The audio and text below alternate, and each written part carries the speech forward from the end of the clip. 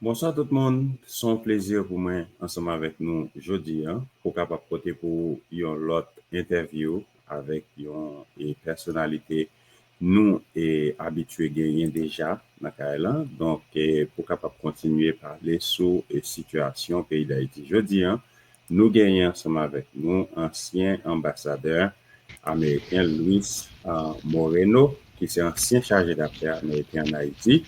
Et Mr. Moreno, comment vous êtes? Papi Mal, mes amis, good to Good to see you. see you. I'm glad you accept to talk to us for a second time. It was a pleasure. The first time, like everybody was happy with the interview. You have some friends who were like eager to see you. So today it's a good pleasure to have you again. Since we last spoke, have you received any phone call about the situation in Haiti? Do you get any update? Yes, I speak to people in Haiti a couple of times a week at least. I have friends in Cité Soleil. I had friends who used to live in Paco that don't live there anymore. I speak to members of the Haitian diaspora in Miami and New York, etc. The situation, every time you ask me that question or somebody asks me that question, I have to say the same thing. Things have never been so bad. So every time anyone asks me, it's the situation has never been that bad. You know, we're going on 8,000 deaths since for the last 18 months or so, 7,000 rapes, two or 300 kidnappings, and the possible million people displaced. 90% of Port-au-Prince controlled by gangs, by Jimmy Barbecue and V Ensemble. And despite the 5 million reward that the State Department has put out for him, he's not afraid to be seen in public. This weekend, he was with the guy who's the gang leader in Bel Air, Campus, and they had been fighting one another, and now they seem to be making some kind of deal, and that's pretty scary. The Kenyan police officers are totally overwhelmed. The Haitian National Police drone program has had some very mixed results, some of them really negative results.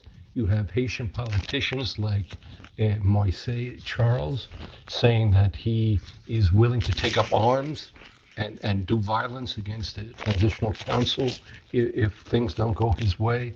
So we have just a terrible problem. I know people who run schools in Cité Soleil and they feed children who come to these schools, and they're down to using peanut butter and rice to feed people because that's all they can get through.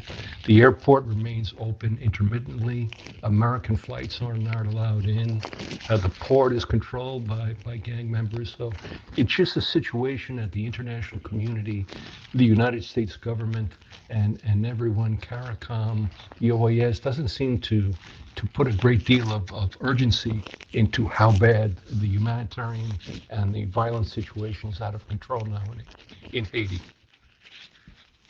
Ambassador Moreno, so the situation you just described is like very, very terrible, if not worse than the assessment that you get. But there is a change at this the CPT where Laurent Sincere now is in charge, like two guys of the private sector now. Is that someone that you knew when you were in Haiti? What is your expectation of him? Well, I mean, I'm sure that I met them. I just think that there are some advantage, I guess, but I think they're more into disadvantage of having people from the private sector now have their hands on everything, and I don't think that's what people in the Hotel Montana, when they came up with a lot of these ideas, had in mind to have all the power concentrated in people from the private sector and not from other portions of civil society. So I think, like I said, that could be a strong point. It could be a bad point. The thing is, look, Emmanuel, I just don't see how we can be on schedule to have elections in February when the transitional council is supposed to turn over power to a duly elected Haitian president, I don't see that there is any type of environment, safe environment in which uh, presidential elections could be carried out in what is 9 months from now in February. I just don't see it. And this is in this context that we learned that you were the first one to break the news to us. Like Erik Prince was about to contract with the Haitian government, and now we got a little bit more information that it's a contract for 10 years. He had he got to send about 200 mercenaries in Haiti, and this talking about like collecting taxes, things like that. You heard the news. What do you think? Do you think Eric Prince and his mercenary can make a difference Yes, where, yes, like, the MMSS cannot do anything? I'm glad you asked that. And yes, it was on your show, I think, that the first time that there was a lot of diffusion about Erik Prince and his company doing this. You know, one of my favorite expressions in Haitian Creole is magouille. And the opportunity for magouille here is absolutely incredible. Erik Prince, his sister is Betsy DeVos, who was President Trump's Secretary of Education in his first term. In his first term, Erik Prince gave Donald Trump more than $250,000 to his super PAC. Erik Prince has always had government contracts connected to Trump. As a matter of fact, a few months ago, he made a proposal for a $35 billion contract to do mass deportations that his company would carry out. The details of his contract in Haiti remain secret. They really have not been shared with anyone. It is a 10-year contract, supposedly for everything from snipers to helicopters to uh, all sorts of specialized things, drones, of course, and then incredibly to collect taxes. uh, uh, Collecting taxes, having foreign mercenaries collect taxes from the Haitian people. I've never heard of such a thing. I think it's like I said, magouille. It's just not right. And if everything was so open and transparent, why has the council not released the exact terms of what this contract are with Erik Prince and his company? So, how is it possible that 200 mercenaries can make a difference where the Kenyan cannot? It can't make a difference. It's ridiculous. You've seen that the 416, I believe it is, Kenyan policemen have made absolutely no difference. I mean, there was supposed to be 2,500 of them, and there were only 416, plus a handful of Jamaicans and a couple of Americans, and so on and so forth. They have no ability. They have no ability to respond quickly. There's no quick reaction force. There are no helicopters that can go and to respond to different areas where the gangs are operating. There is no ability to control areas. So if you go in and clean out a neighborhood, say in Bel Air or Kenskoff even, or Mirbalais, you leave the next day and then the gangs come back and nothing has been done. So there's no ability to hold territory. There's no ability to react quickly. There's no ability to take on the gangs directly. I understand some of the drones operating from the Haitian National Police Task Force and from the Kenyans have not really been effective at all. In fact, from people told me in City Soleil, some innocent people have been killed by the drones used by the Kenyans and the Haitian National Police. So it's really been a disaster up to now. The one good thing that I can say that the Trump administration has done, they have approved another $316 million, I believe, to keep funding the MSS, but no one is standing up. There are a lot of internal problems in Kenya. The Kenyan politicians don't want to commit more police and troops there. The French aren't doing anything. Uh, the British, the Canadians, the Americans, no one seems really ready to step in. And CARICOM has also been rather disappointing in his regard too. I thought the Jamaicans, excuse me, would step up, and their army does. The Jamaican Army Defense Forces do have quite a bit of experience fighting gangs. I think would have been quite effective in this regard, but there's just no one is filling the void, and it's really a bad situation. On one hand, you have our government saying that these organizations are terrorist organizations, and on the other hand, they're saying Haiti is safe enough so that if you have temporary protective status, you should go back to Haiti now. So you're getting completely two bipolar reactions to the situation in Haiti, and it really is a terrible tragedy. You do think that with the current situation right now, the Haitian police would be better off should they get the funding that is given to Erik Prince and his guy. So they could buy some more equipment and things like that. But there's also a embargo on like Haiti. They are buying firearms, but how come like Haitian government they cannot buy it, but the mercenaries are allowed to go with it.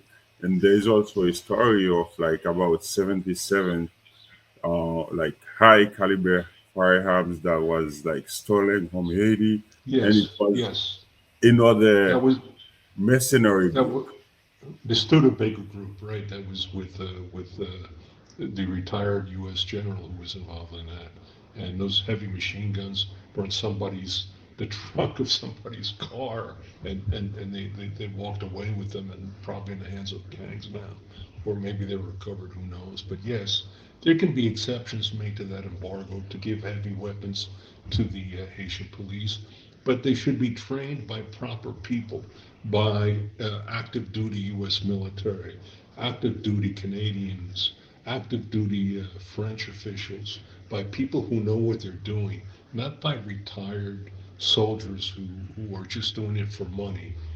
Mercenaries never work out. Mercenaries didn't work out several hundred years ago when the British had them, the Hessians fighting in the American Revolutionary War. Mercenaries were a disaster for Erik Prince when he had Blackwater in 2007 when his men killed a bunch of people in Tahrir Square, and he was convicted of that. But of course, Donald Trump pardoned him on that, but he was held responsible for that massacre.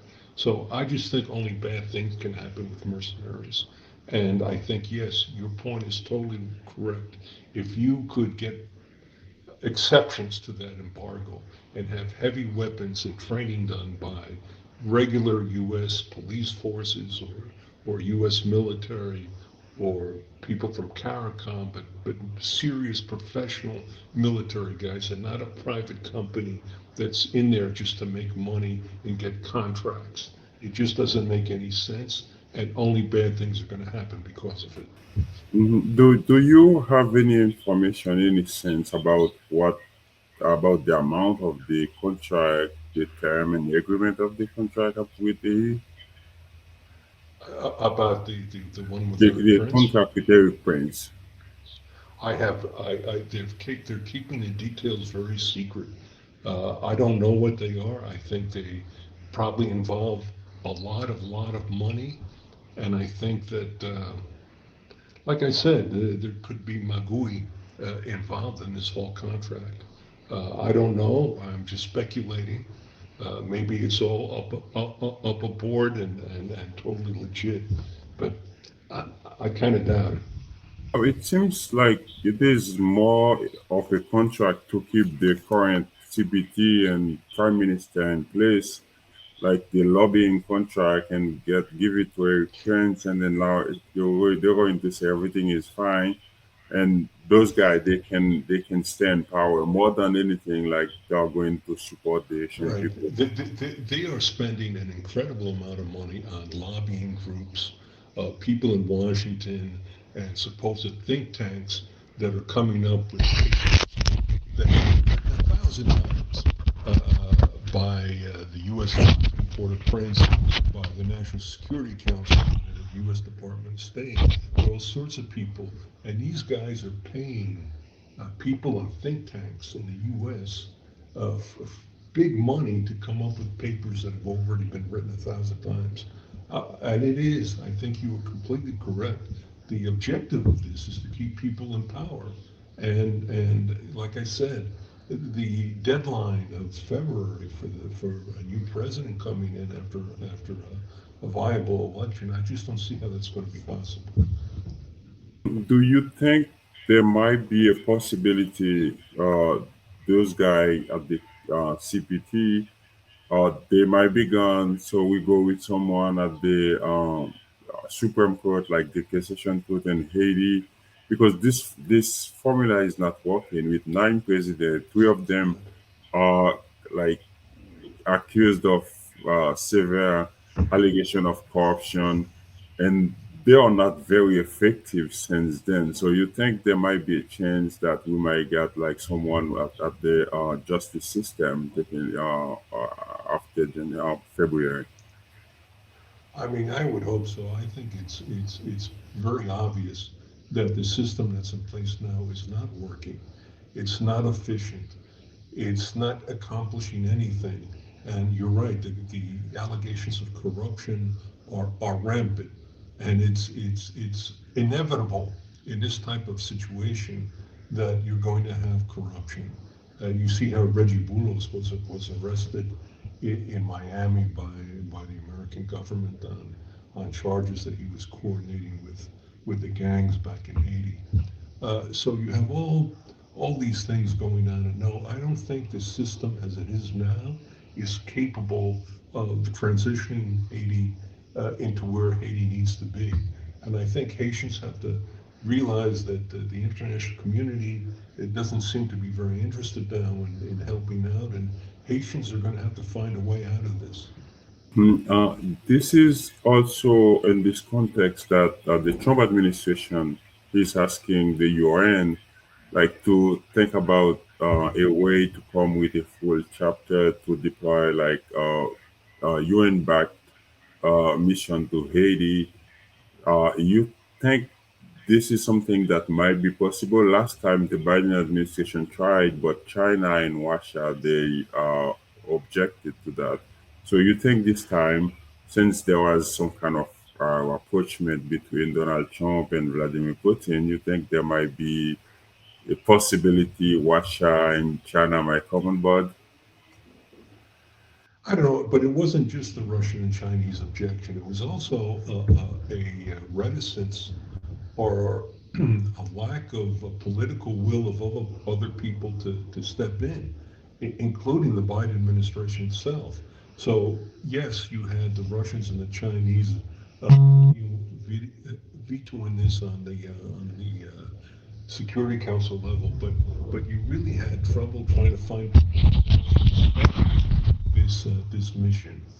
Uh, this whole Putin Trump love fest. I don't know how permanent that is. I don't know how realistic it is. I think Putin is a very shrewd individual who is just trying to gain time in Ukraine to accomplish what he wants to do, which is conquer all Ukraine, and that hasn't gone very well to him. I mean, if Trump could find a way to manipulate the situation so he can overcome the Chinese and Russian objectives and convince some allies to help put together an international stabilization force, well, then good. I mean, but I just don't see it as a priority that the Trump administration has right now. Last time, you think in order for the national community to step up, there need to be a huge event produced in Haiti. Do you see anything change since that? Do you think the needle has like a little bit move? Uh, there is like the possibility there is more focus on Haiti right now, or nothing has changed, like from the international standpoint. I have to be realistic, which will sound pessimistic, but I don't see there's been a lot of change. And the type of change we need to see. How bad can things get on the ground? You hear it every day from your listeners or your viewers. You're very close to people in Haiti. You know exactly what's happening and how bad it is. Every day you say people say it's never been this bad, and the next day they say it's never been this bad. So I don't know what really has to happen. The world seems to be focused on other things right now, and I'm always astounded how the United States can always ignore such a humanitarian disaster in a place where there's so many Haitians living in the U.S., on a place that's only a 55-minute flight from Miami away, and how we can have people on the verge of starvation and suffering from violence, etc. I just don't see a change coming, to be very honest with you, and sadly. One good thing I will say, Monsieur Paul, is that we have a great diplomat who is a Chargé d'Affaires right now in Port-au-Prince, Mr. Henry Wooster, Ambassador Henry Wooster, who's a great diplomat and a guy who understands things. He's used to dealing with very difficult situations, and I'm sure he's going to make sure that Washington is very well aware of how bad things are getting. How do you see things unfolding with Erik Prince and Haiti? Should they send like the 200 soldiers? There's a huge possibility for casualties. I think about like when they were in Afghanistan and the Iraq and other countries they were involved where they got severe accusation. And in Haiti, the situation might be even worse, and there's basically no accountability for it. Do you think there is a huge risk? There's like mass casualties to Haiti with those guys not knowing anything about the Asian environment. Yes, I think there's immense risk. I think it's a problem waiting to happen. I think the potential for bad things is enormous, and I'm really afraid of how this can develop. They're bringing people in that probably have very little or no experience, don't know anything about Haiti. They're operating in really it's not Afghanistan, it's not Iraq, it's not that type of an insurgency. You're dealing in very close quarters with lots of civilians and innocent people right in the middle of it, and I think the potential is a recipe for disaster. Between the Haitian police, the United Nations, and the Eric Prince guy, what do you think might get the best shot in helping solve the situation right now? Should you have a choice? I've always said this, Emmanuel, that it should be uh, assistance to the Haitian police done by a professional military to support the Haitian police with the weapons, with the ability to move people in helicopters, to have a quick reaction force, the ability to hold uh, neighborhoods that you've kicked the gangs out, and supporting increasing the amount of Haitian police so that you can have different stations in the areas where you've cleared out the gangs. So I think it has to be, the Haitian National Police supported by professional soldiers or professional police at a much greater scale than it is now. 414, 416, excuse me, 416 Kenyan police are not going to do the job. Okay, I think we are about to get done. Is there any other things, any other news you about Haiti you can share with us? Last time you shared some good news about the Erik Prince. We get it even before the New York Times. So, is there any news like about Haiti you would like to share with us before we go? Well, I just think that, you know, giving the $5 million reward for information leading to the arrest or the conviction of Jimmy Barbecue is not a bad thing, but it tells you how inefficient something like that is when there's no capable about it. And you see that he's out in public all weekend. He was out in public with this guy Countess, making videos and all these things. The one thing that's going to happen, I think, I like to make predictions on your show here, is I think you're going to have some big news regarding Venezuela and the U.S.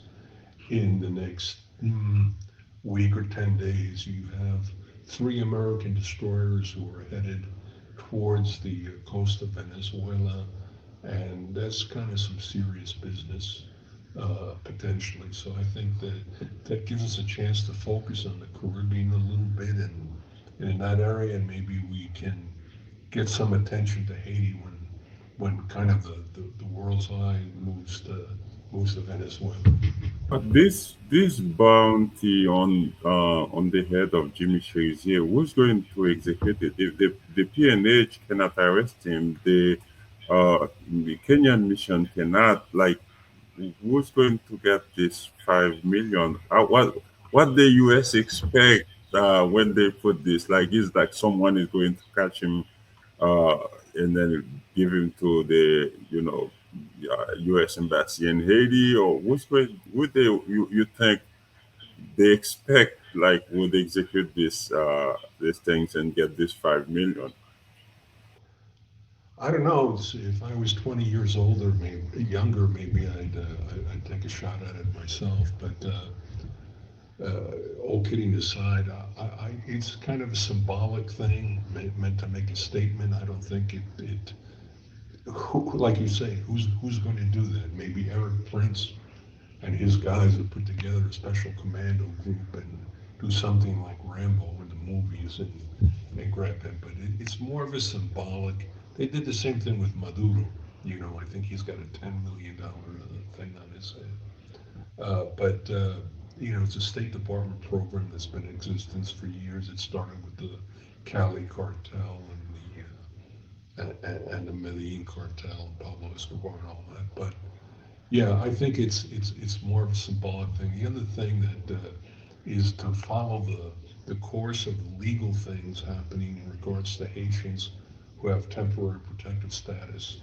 Uh, the Trump administration put an end to the temporary protective status, and then there were some court rulings, and apparently the temporary protective status is back on, but that's going to be a fight back and forth in the courts, and that's going to affect a lot of people because going back to Haiti right now is not a very good option for people, Haitians who've been living in the States. You think there's a chance that the Trump administration might, you know, have taken some slack and renew the TPS at least for 1 year? It's like a remote chance for that They, in the they, upcoming they, year.